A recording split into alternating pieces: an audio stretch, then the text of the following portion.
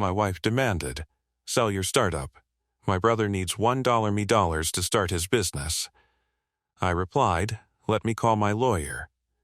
Then I called my lawyer and had her legally restructure the company into a trust. My wife couldn't touch her face when I handed her brother a $100 bill.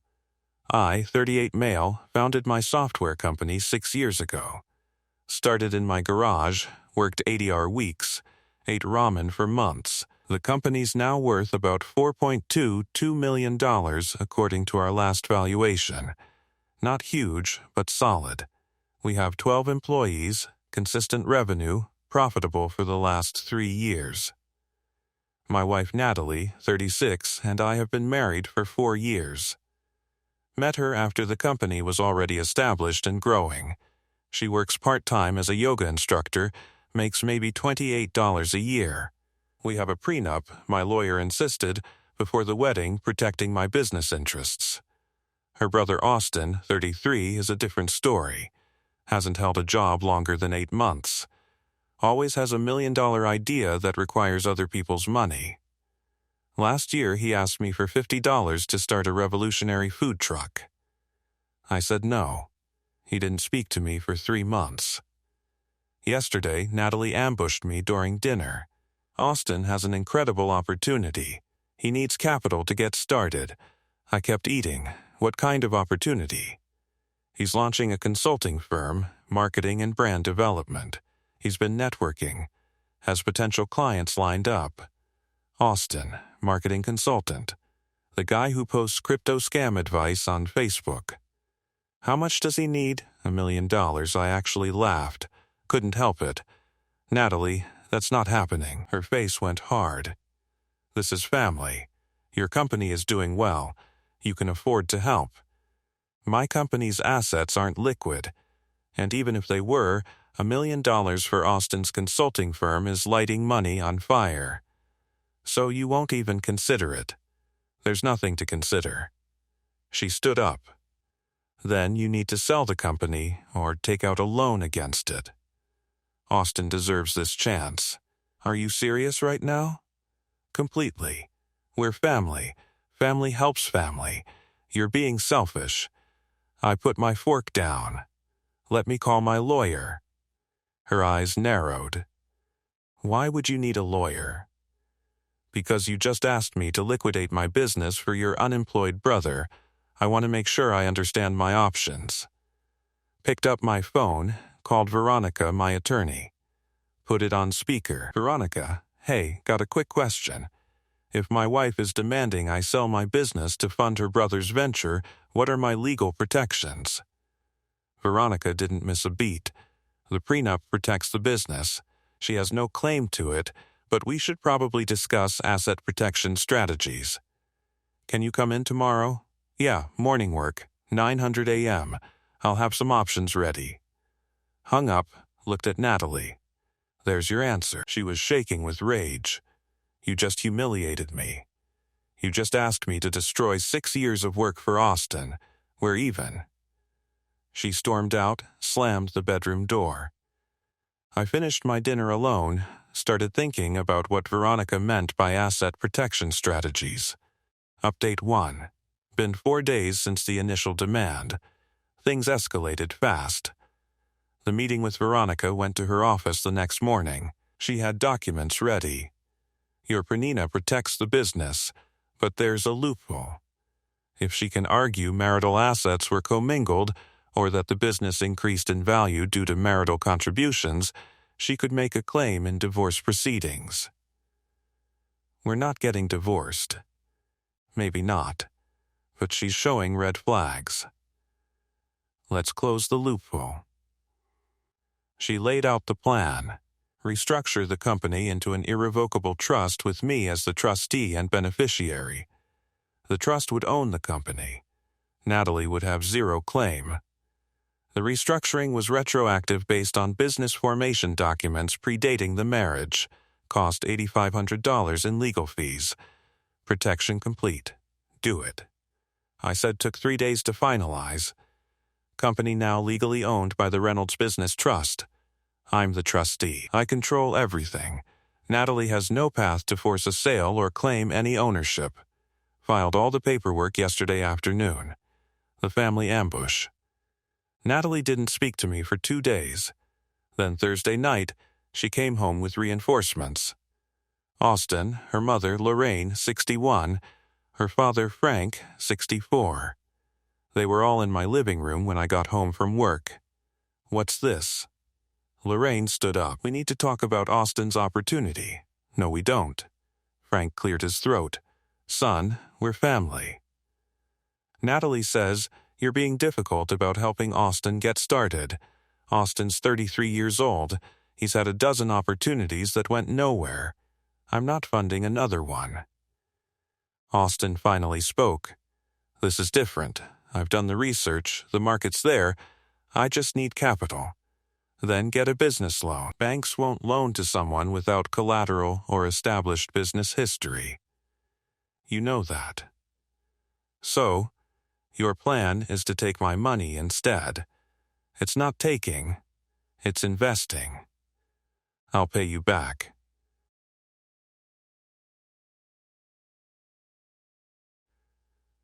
I actually laughed. Austin, you still owe me $3,000 from when you borrowed it to fix your car 2 years ago. His face went red. That was different. How? I had unexpected expenses. And I'm supposed to believe you'll pay back $1 million. Lorraine jumped in. You make plenty of money. You can afford to help family. That's what people with means do. I worked for 6 years to build my company. Austin's worked for 6 years at avoiding responsibility. Those aren't the same thing. Natalie's voice was cold. So that's it. You're just going to let your brother-in-law fail? He's not failing. He's just not succeeding with my money. Frank tried the dad voice. Think about Natalie. Think about this family's future. Austin's success is everyone's success. My company's success is my success and my employees' livelihoods. I'm not gambling with that. Stood up. This meeting's over. Everyone needs to leave. Austin stood up too. You're going to regret this. Is that a threat? It's reality. Family remembers who helped and who didn't. Then I guess I'll be remembered as the guy who didn't throw away $1 million. They left, all of them shooting me. Dirty looks. Natalie went with them. She came back an hour later, didn't say a word, went straight to the bedroom. The demands continue. Yesterday morning, Natalie tried a different approach. Sat down at breakfast. Calm voice. I've been thinking, what if we compromise? I'm listening. Not the full $1 million, but $500,000. Half. That would be enough for Austin to get started properly. No, you didn't even think about it. Because there's nothing to think about. The answer's no at $1 million. No at $500,000. No at any amount over a few $1,000 for a legitimate business plan with actual numbers. He has a business plan. Then he can show it to a bank. She threw her coffee mug. It shattered against the wall behind me. You're destroying this family. I'm protecting my life's work. Not the same thing. She grabbed her bag and left. Hasn't been home since. Staying at her parents' house according to her location, sharing that she forgot to turn off. The dirty trick. Got a call from my business partner Leo 41M this afternoon. Dude, did you know Natalie's calling our clients? My stomach dropped. What? Yeah. Mrs. Patterson called me, said your wife contacted her, told her you were having personal issues and the company might be unstable, asked if Mrs. Patterson had concerns about contract fulfillment. Mrs. Patterson is our biggest client, $340 Cal annual contract. What did Mrs. Patterson say? She asked if everything was okay. I told her everything's fine. You're dealing with family drama, nothing affecting the business. She seemed satisfied, but dude, this is bad. Hung up. Called Veronica immediately. Natalie's contacting my clients trying to sabotage the business. Document everything. Get statements from the clients she contacted. That's tortious interference. We can pursue legal action if needed. Started making calls. Found out Natalie had contacted 3 clients total, all with the same story. I was unstable and the company was at risk. Sent a company-wide email to all clients. Dear valued client, it has come to our attention that some of you may have been contacted by a third party making claims about our company's stability. Please be assured that these claims are completely false and stem from a personal family matter that has no bearing on our business operations. Our company remains strong, all contracts will be fulfilled as agreed, and we continue to provide the excellent service you've come to expect. If you receive any further concerning communications, please contact me directly. Best regards, Leo said it was a good move. Professional, didn't air dirty laundry, reassured clients, but I was done playing nice. Called Veronica back. What are my options here for the client interference? Cease and desist letter. Potential lawsuit for damages if any contracts are lost for the marriage. That's up to you. I want the cease and desist sent today. Done. Natalie got the letter at her parents' house this morning via courier. No, because she called me screaming about it an hour later. You sent me a legal threat. You tried to sabotage my business. What did you expect? I was trying to make you see reason by lying to my clients. That's not reason, that's sabotage. This is all your fault if you just help Austin. The company's in a trust now. Even if I wanted to give Austin money, I legally can't access that capital without breaching fiduciary duty to the trust. Silence. What? I restructured the company. It's in an irrevocable trust. I'm the trustee. The trust owns the business. I can't just liquidate assets for personal use. You did this on purpose. Yeah, I did. After you demanded I destroy my company for your brother, I want a divorce. Okay. She wasn't expecting that. Okay. That's it. Natalie, you threw a coffee mug at me, tried to sabotage my business, and spent the last week at your parents' house. If you want a divorce, we'll get a divorce. I'm not fighting for someone who treats me like an ATM. She hung up. My lawyer's drafting a response to her inevitable divorce filing. The prenup's solid. She'll get nothing from the business. Maybe some spousal support for a couple years since she's lower income, but that's it. Update 2. It's been 2 weeks since Natalie said she wanted a divorce. She actually filed. Papers arrived 6 days ago. Her demands are insane. The divorce demands her lawyer filed for 50% of the business value, $2.1 million. The house worth $680 can in my name bought before marriage. Spousal support of $8,000 a month for 10 years. Her legal fees paid by me. My lawyer literally laughed when she read it. They're trying to break the prenup. Won't work, but they're trying. What's my actual exposure? Spousal support, maybe $2,500 a month for 3 to 4 years max. Given the length of marriage and income disparity, she gets nothing else. The prenup and trust structure are bulletproof. Good. But Natalie's family wasn't done. The harassment campaign. Austin started calling my business line, not my personal phone, my business number listed on the website. Calling at random times asking to speak to me, then launching into tirades about family loyalty and how I ruined his dreams. My receptionist, Jenny, 26, started keeping a log after the 5th call. Then he showed up at the office. Wednesday afternoon, just walked in. Jenny called me. Austin's in the lobby demanding to see you. Tell him I'm not available. She did. He refused to leave. Started raising his voice, saying he wasn't going anywhere until I made things right. I called the police. Trespassing. 2 officers arrived within 15 minutes. Austin was still in the lobby now, sitting in the waiting area with his arms crossed. Sir, you need to leave.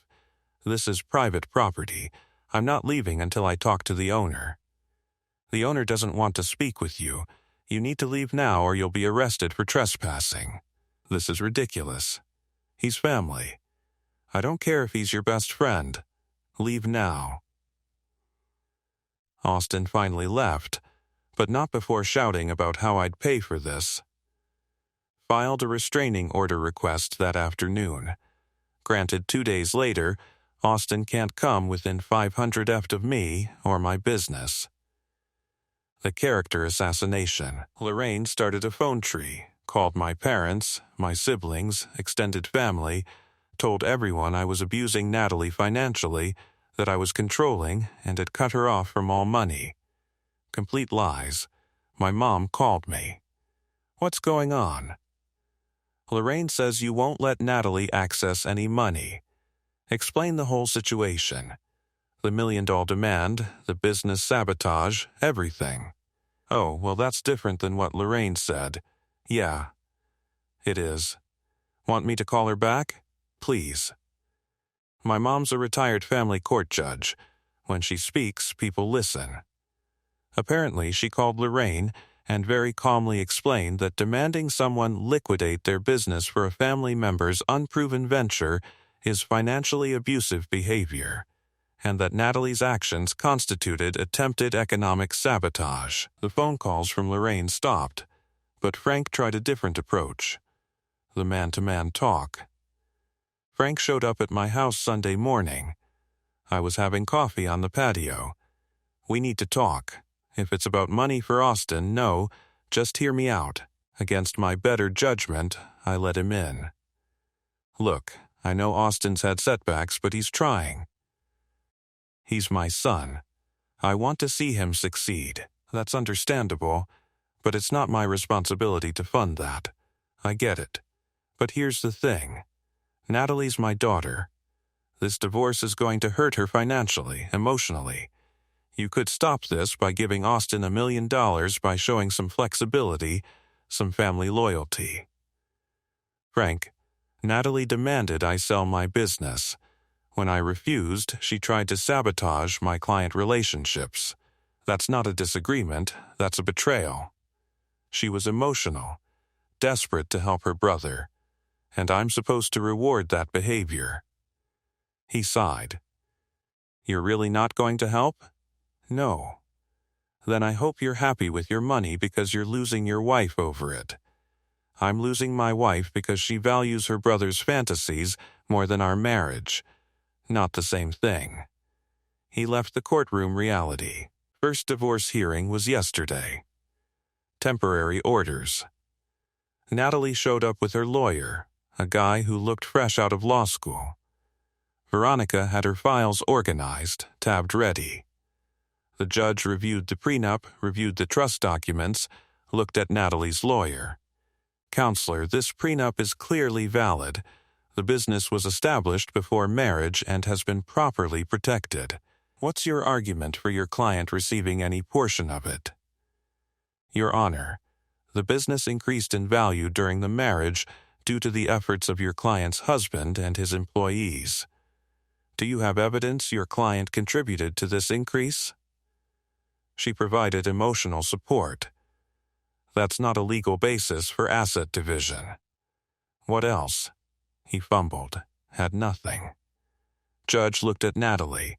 Ma'am, did you contribute financially to the business? No. But did you work for the business? No. Did you provide any services to the business? I supported my husband emotionally while he worked. That's a marital duty, not a business contribution. I'm upholding the prenup. The business and all related assets remain with your husband. Natalie started crying. This isn't fair. I'm his wife. You're his soon-to-be ex-wife, and this prenup was signed willingly by both parties. Next item. Temporary spousal support was set at $2,200 a month, less than Veronica predicted. Natalie's lawyer tried to argue for more. Judge shut it down. Your client works part-time by choice. She's capable of increasing her income. $2,200 is sufficient. Outside the courthouse, Natalie confronted me. You planned this, all of it. I protected my business after you tried to take it. I hope you're happy. I'm not happy my marriage ended, but I'm satisfied I still have my company." She walked away with her lawyer, who looked defeated, the brother's consolation prize. Austin texted me last night. "First time since the restraining order. You won. Happy now? Ignored it." He texted again. "Nat's devastated. Hope your company is worth it, then you could still make this right." I'd had enough. Drove to a bank, withdrew $100, got a crisp new bill, put it in an envelope, wrote on it for Austin's consulting business. "Should cover your first business card printing. Good luck." Mailed it to his address. He called me an hour after it arrived. The voicemail was incomprehensible, screaming. Saved it. Sent it to Veronica with a note. More evidence of harassment if needed. Update 3. Final. It's been 3 months since Natalie filed for divorce. Final hearing was last week. Time to close this chapter. The final settlement. Judge reviewed everything. The prenup held completely. Final terms. I keep the business and all related assets. I keep the house premarital asset. I keep all investment accounts premarital. Natalie gets her car that she was making payments on. Anyway, Natalie gets whatever furniture she bought during the marriage. Barely anything. Spousal support, $2,100 a month for 42 months, 3.5 years. Each party pays their own legal fees. Total cost to me about $88,200 in spousal support over 3.5 years, plus my legal fees of about $15,000. Total savings from protecting my business, $4.2 million. Worth it. Natalie sat there stone-faced. Her lawyer had clearly explained she wasn't getting anything close to her initial demands. Judge asked if she understood the terms. "Yes, Your Honor." "Do you agree to these terms?" Long pause. "Yes. Divorce granted." And that was it. 4 years of marriage ended in a 15-minute hearing. Afterward, Natalie stopped me in the hallway. "I hope you're satisfied. I'm relieved it's over. You know Austin had to move back in with my parents, right? His opportunity fell through without funding. That's unfortunate. That's all you have to say. What do you want me to say, Natalie? That I'm sorry I didn't bankrupt myself for your brother's unproven business idea. I want you to admit you destroyed our marriage over money. You destroyed our marriage when you demanded I liquidate my life's work. I just refused to go down with you." She walked away. Last time I'll probably ever see her. The Austin situation. Here's what I learned through mutual acquaintances. Austin never had a real business plan. No clients lined up. No actual consulting experience. He'd watched some YouTube videos about brand development and decided he was an expert. The $1 million he wanted to rent a fancy office, $180-ish a year. Buy a luxury car for client meetings, $95. Marketing budget, $200. Operating expenses, $525, Dell his salary. Basically, it was never a business. It was a lifestyle funded by my money. He's currently working at a call center, making $18 living with Lorraine and Frank. Natalie's apparently pushing him to keep pursuing his dreams. Frank's reportedly told him to shut up about dreams and pay rent. The family fallout. Lorraine hasn't spoken to me since the divorce. Fine by me. Frank sent a brief text. "Sorry it ended this way. I didn't respond. My family has been supportive. My mom called after the final hearing. You did the right thing. I know. Still sucks. Divorce always does, but you protected what you built. That matters. Yeah, and for what it's worth, I never liked her family. Too entitled. That actually made me laugh. The business update. Company's doing well. Actually landed 2 new clients in the past month. Revenue's up 18% over last quarter. The employee bonus pool is getting a nice bump this year. The people who actually helped build this company get to share in the success. Not Austin. Not Natalie. The people who earned it. Leo asked me the other day if I regretted the divorce. Regret the divorce? No. Regret the marriage? Maybe. Regret protecting my business? Never. You seem lighter now. That's what happens when you stop carrying people who want to drain you. The revelation. Found out something interesting last week. Natalie's friend, former friend after the divorce, reached out to me. I thought you should know Natalie was planning to divorce you anyway. After Austin got the money, she was going to claim you refused to support the family, try to break the prenup that way. This was all calculated. How do you know this? She told me 6 months ago said Austin's business was going to be her exit strategy from a marriage to someone who didn't respect her family. So, it was a setup, the whole thing. Demand an unreasonable amount. When I refuse, paint me as the villain. Use that as leverage in divorce court. Except my lawyer was smarter than their plan. Sent that information to Veronica. Does this change anything? No, but it confirms you made the right call. She was always going to leave once she thought she could get money from the business. Current status divorced. Company secured. Employees happy. Austin working at a call center. Am I happy? Not particularly. Divorce sucks even when it's the right choice. But I'm satisfied. Protected what matters. Didn't let entitled people bully me into destroying what I built. The $100 epilogue. Austin sent the $100 bill back, torn into pieces with a note. I don't need your charity. Taped it back together. Framed it. Hangs in my office now. Leo saw it yesterday. What's that? A reminder that sometimes the best investment is the one you don't make. That's dark, man. That's reality, and that's the story. Wife demanded I sell my business for her unemployed brother. I restructured the company into a trust, gave her brother $100, and ended up divorced but financially intact. Would I do it again every single time? Because at the end of the day, I built something real, something lasting, something that supports 12 families and their employees. Austin built nothing. Natalie wanted to trade my something for his nothing. That math never made sense. Final cost $13,200. Spousal support plus legal fees. Final savings $4.2 million. The business I still own. Worth every penny. Oh, and the restraining order against Austin. Still active, he violated it once. Showed up near my office building. Got arrested. Spent a weekend in jail. Haven't heard from him since. Natalie's support payments hit my account automatically. She's working full-time now. Finally. Yoga instructor plus some retail job making ends meet. She could have had a comfortable life. Instead, she chose to shoot for the moon and landed in her parents' basement. Austin could have gotten a real job and built something legitimate. Instead, he's answering phones for $18 per hour at 33 years old. And me, I'm running my company, treating my employees well, and sleeping fine at night. That $100 bill in the frame reminds me every day.